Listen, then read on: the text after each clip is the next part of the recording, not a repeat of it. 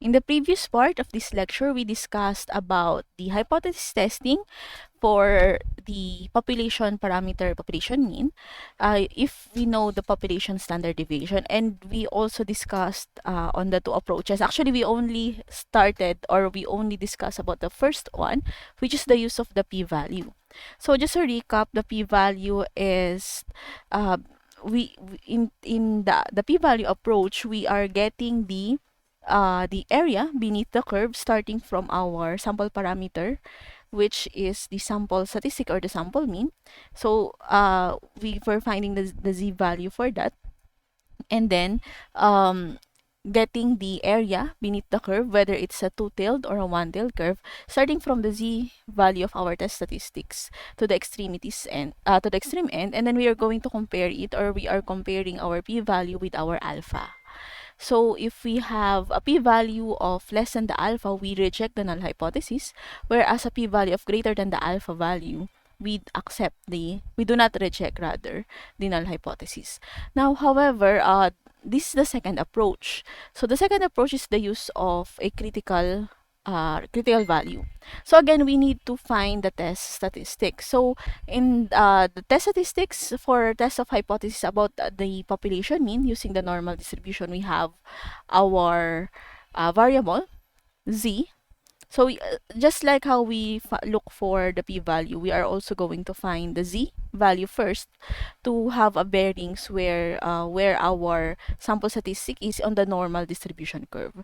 So finding the z value given our sample parameter, which is our rather sample statistic sample mean, and this is the population mean. So this is our test statistics. So it can be defined as a rule or criterion that is used to make decision whether or not to reject the null hypothesis. Now the second approach makes use of this z value or the test statistic.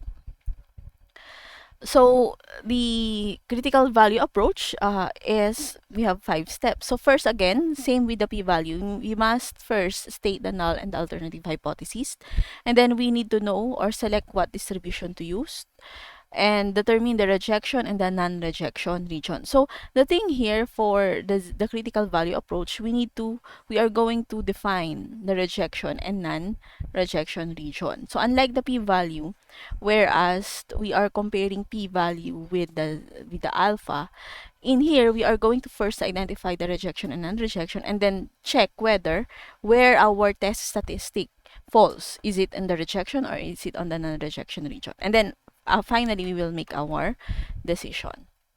So let's have this one for example.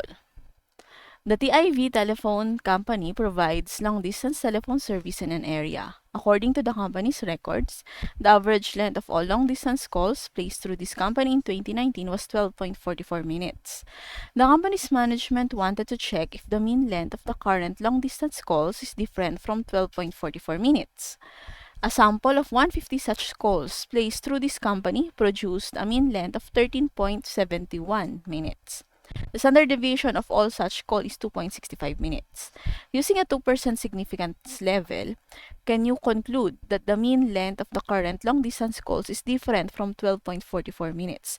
So here the assumed population parameter, which is the population average that we are trying to find out, we want to know if our population average is really 12.44. And our sample statistics of 150, the sample size is 150. The mean of our sample statistics, or the sample mean rather, is 13.71. And then we have a standard deviation. Now, is this a population standard deviation or is this a sample standard deviation? Now, the statement, the standard deviation of all such calls, since it says that all calls, that means it's the population standard deviation. So we know the population standard deviation, and that is 2.65 minutes.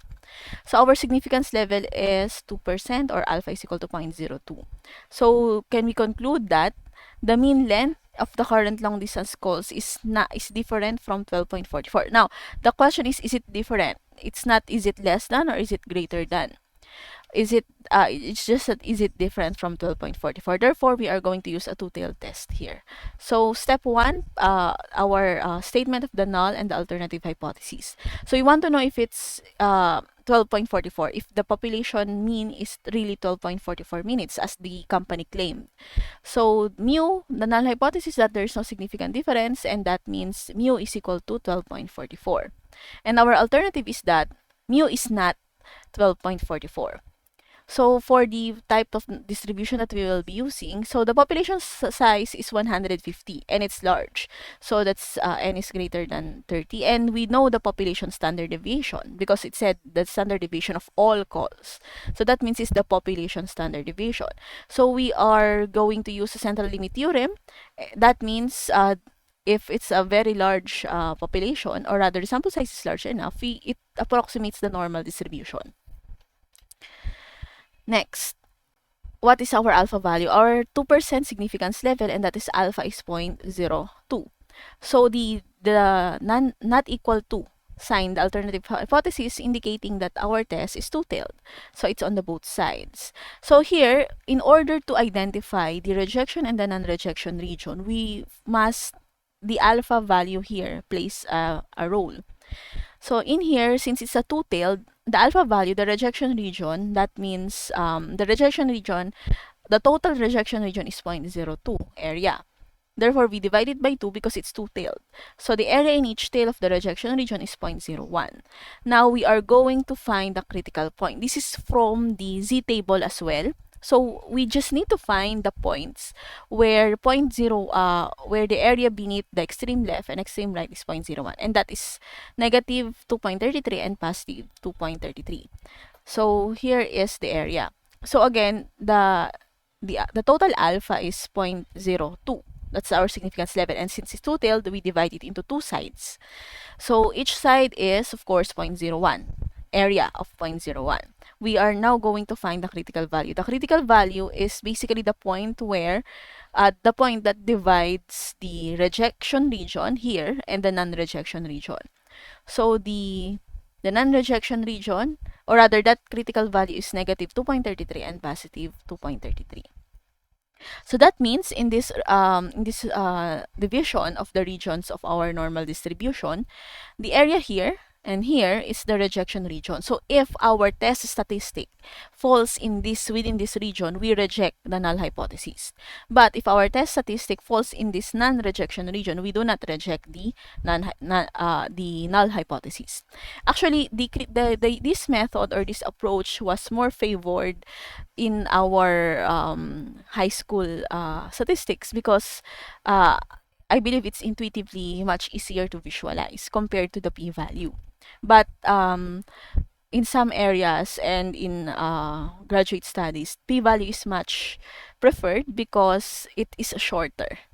It has a shorter number of steps than the alpha, and it's actually quite flexible. We can just change our significance level without really needing to recalculate the p-value at all. And that is why culturally, for postgraduate or graduate schools, p-value, or even in research publications, p-value is commonly used compared to this critical value approach. Anyway, moving on. So after we defined our rejection and the non-rejection region based on our test statistics, based on the alpha significance level or the alpha value, we are now going to calculate the test statistic. So where does our test statistic fall?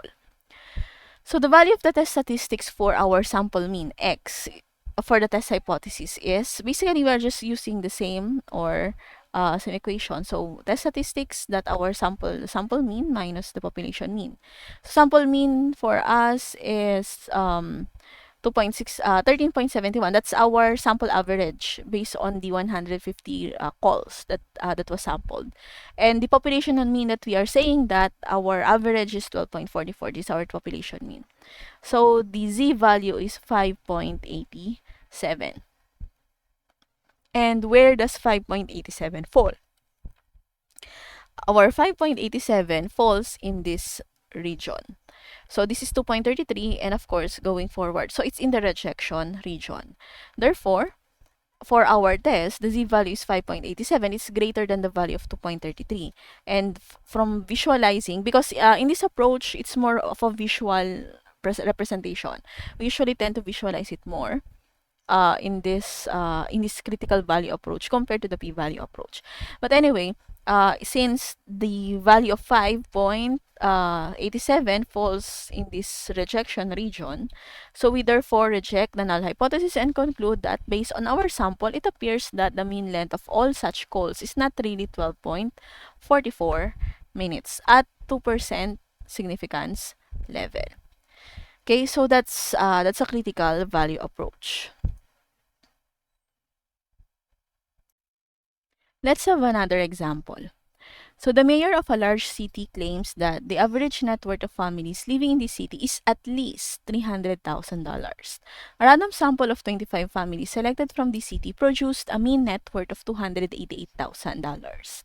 So assume that the net worth of all families in the city have a normal distribution and a population standard deviation of $80,000. So using a 2.5% significance level, so can we conclude that the mayor's claim is false?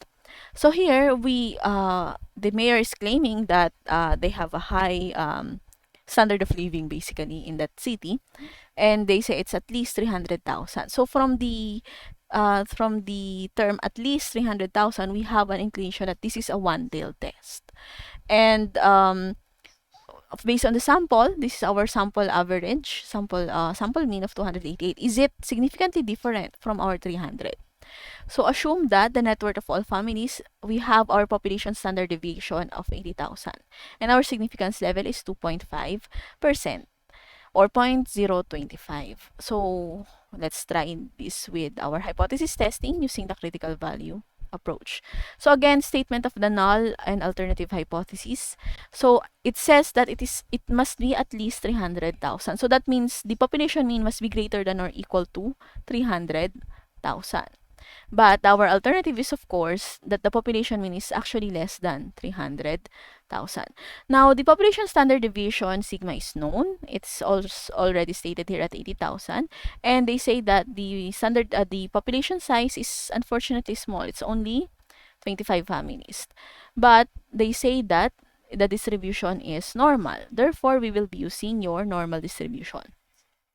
And then the next step is using our alpha value of 0.025, we are going to find the critical value or the area of rejections and non-rejection and rejection region based on a critical value. So this is a single-tailed test, and this is a less than, the alternative hypothesis is less than 300,000, therefore it is left-tailed.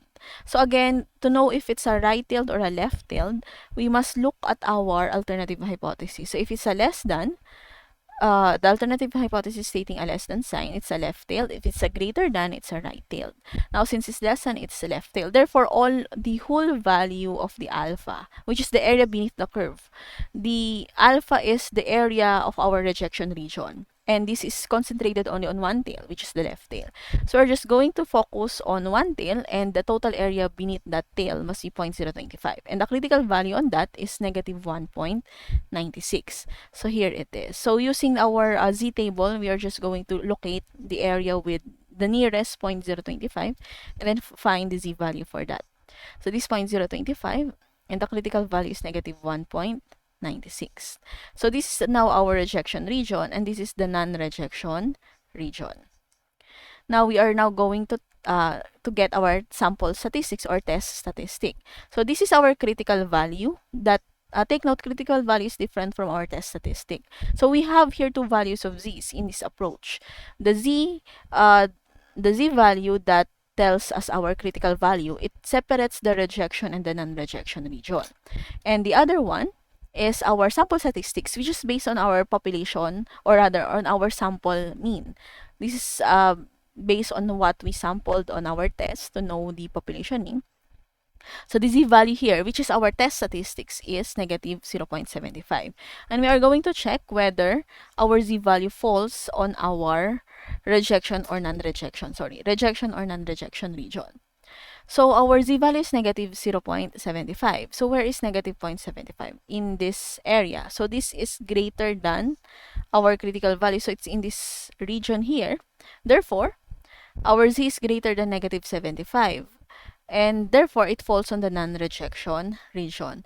So we do not reject the null hypothesis. So we can state that, oh, the mayor is actually telling us correctly that the mean net worth of families is not less than $300,000. Although in our sample it's only 288, but the difference of say 12,000 is really insignificant. Okay, so basically we do the testing to tell us that our sample, the value that we got from our sample is although it's slightly different from our target or the population, what the population tells us, but is that difference significant or not? So the 288,000 from our sample here is very close to 300,000, that we can say that this sample statistic is actually quite close to 300,000. It's not significantly different. So basically that's our this is the hypothesis testing. So we can say that uh, the 288,000 from our sample is really near the 300,000. And therefore, 300,000 is really the, we can say at a confidence level of 2.5% that the net worth is really 300,000 based on our sample as well, or our sample data as well. So the difference is not that great or not that big. So that's it. These are the two types of hypothesis testing if we know the value of the population standard deviation. So once we know the population standard deviation, we use the z-table, the normal distribution table. We have basically two approaches, the p-value and this critical value region. So regardless of what approach you use, it's really doesn't mean much as long as you get the proper conclusion from that. You apply it properly and hence you will get a proper conclusion. So in the next part, we will be doing some hypothesis testing if we do not know the sigma or the population standard deviation.